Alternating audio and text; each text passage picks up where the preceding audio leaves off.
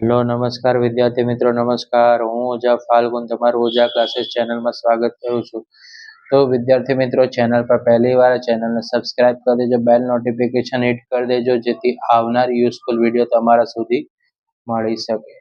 તો વિદ્યાર્થી મિત્રો, સેક્શન સી ની વાત કરીએ તો સેક્શન સી માં આપણે આજે મોસ્ટ આઈએમપી પ્રશ્ન જોવા જઈ રહ્યા છે કે નીચે આપેલા કુલ 9 પ્રશ્નોમાંથી કોઈ પણ 6 પ્રશ્નોના જવાબ લખવાના છે. પ્રશ્ન નંબર 38 થી 46 ના પ્રશ્ન રહેશે. દરેકના 3 ગુણ રહેશે. વિદ્યાર્થી મિત્રો, નીચેનું ચિત્ર જોઈને સવાલના જવાબ આપો. બરાબર, તમને કોઈ પણ એક ચિત્ર આપશે અને એના જવાબ આપવાના છે. બરાબર, આ હડપ્પા નગરની સંસ્કૃતિનું છે. હડપ્પા સંસ્કૃતિ મોહેંજો-દડો વાળું છે, એના વિશે તમારે લખવાનું રહેશે. બરાબર, ઓકે, રાઈટ. આ ચિત્ર કયા પ્રાચીન નગરનું છે? આ ચિત્ર કયા રાજ્યમાં આવેલું છે? આપેલ પ્રાચીન નગરની વિશેષતાઓ જણાવો. બરાબર, આવી રીતનો 38મો પ્રશ્ન પૂછેલો છે બોર્ડની એક્ઝામમાં. ઉત્તર ગુજરાતમાં શ્રી મંદિર જેનું નકશીકામ ઈરાની શૈલીમાં થયું છે, તો મંદિરનો પરિચય આપો. બરાબર, એટલે આ રીતનો પ્રશ્ન પૂછાય કે ઉત્તર ગુજરાત સ્થિત મંદિર જેનું નકશીકામ ઈરાની શૈલીમાં થયું છે, તે મંદિરનો પરિચય આપો. બિહારના પટણા જિલ્લાના બડગાંવ નામના ગામ પાસે પ્રાચીન નાલંદા વિદ્યાપીઠ વિશેની માહિતી આપો. એટલે ટૂંકમાં તમને નાલંદા વિદ્યાપીઠ, વલ્લભી વિદ્યાપીઠ બંને પ્રશ્ન પૂછી શકે છે.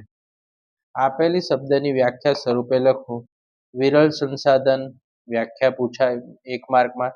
જમીન છે એ પણ 1 માર્કમાં, અને જમીન ધોવાણ છે એ પણ 1 માર્કમાં પૂછાશે. અને આના જોડે જીવ આરક્ષિત ક્ષેત્ર અને અભયારણ્યની વ્યાખ્યાઓ છે એ પણ તમારે વિદ્યાર્થી મિત્રો કરી લેવાની, કારણ કે આ વ્યાખ્યાઓ પણ બોર્ડની એક્ઝામમાં અવારનવાર પૂછાતી હોય છે. ભૂમિ સંરક્ષણના ઉપાયો જણાવો. બરાબર, ભૂમિ સંરક્ષણ છે, વૃષ્ટિ જળ સંચયના ઉદ્દેશો છે, ખરીફ પાક અને રવિ પાકના પ્રશ્ન પણ 2 માર્ક્સમાં પૂછાતા હોય છે. વિદ્યાર્થી મિત્રો, પર્યાવરણની સુરક્ષા માટેના પગલાં જણાવો. Most IMP. પછી નીચે આપેલા ચિત્રોને ઓળખી તેના પૂરા નામ લખો. એફપીઓ છે, એમપીઓ અને આઈએસઓ. વર્તમાન સમયમાં ગ્રાહકનું શોષણ કઈ રીતે થઈ શકે છે? બરાબર, અત્યારના સમયમાં આપણે પણ ગ્રાહક શોષણનો શું બની રહ્યા હોય છે? ભોગ બની રહ્યા છે. ગુજરાત સરકારે મહિલા સમાનતા માટે કઈ યોજના અમલમાં મૂકી છે તે સમજાવો. મોસ્ટ આઈએમપી પ્રશ્ન રહેશે. સેક્શન ડી ની વાત કરીએ તો આમાં તમારે કુલ 7 પ્રશ્નોમાંથી કોઈ પણ 4 પ્રશ્ન લખવાના છે. 47 થી 43 માં તમને ઓપ્શન મળશે. 54મો પ્રશ્ન નકશો છે, તે બધા વિદ્યાર્થી મિત્રોએ કમ્પલસરી અટેન્ડ કરવાનો હોય છે. બરાબર, તો સેક્શન સી અને સેક્શન ડી ના આઈએમપી આપણે આપી રહ્યા છે. દરેકના 4 ગુણ છે. પ્રાચીન સમયમાં ભારત વૈદિક વિદ્યા અને શલ્ય ચિકિત્સા ક્ષેત્રે અભૂતપૂર્વ સિદ્ધિ પ્રાપ્ત કરી છે, તે સમજાવો. વાસ્તુશાસ્ત્રમાં કઈ માહિતીનો સમાવેશ થાય છે તે સમજાવો. કૃષિમાં ટેકનિકલ અને સંસ્થાકીય સુધારા જણાવો.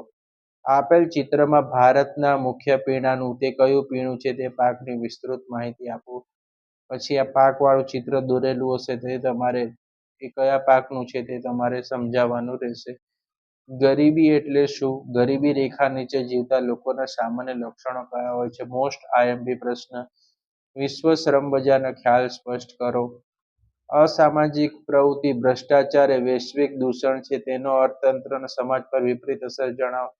ભારતના રેખાંકિત નકશામાં નીચેની વિગતો યોગ્ય સંજ્ઞા વડે યોગ્ય સ્થાને દર્શાવો.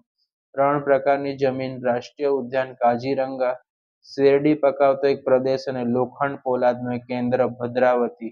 બરાબર, તો વિદ્યાર્થી મિત્રો, વિડીયો યુઝફુલ લાગે તો વિડીયોને લાઈક કરી દેજો, ચેનલ સબસ્ક્રાઇબ કરજો, આ વિડીયો તમારા મિત્રો સુધી શેર કરજો, જેથી તેમને પણ સારો એવો લાભ મળી શકે. બરાબર, અને કમેન્ટ કરજો. બરાબર, ઓકે. હવે આપણે નેક્સ્ટ વિડીયોમાં મળશું વિદ્યાર્થી મિત્રો. Thanks for watching.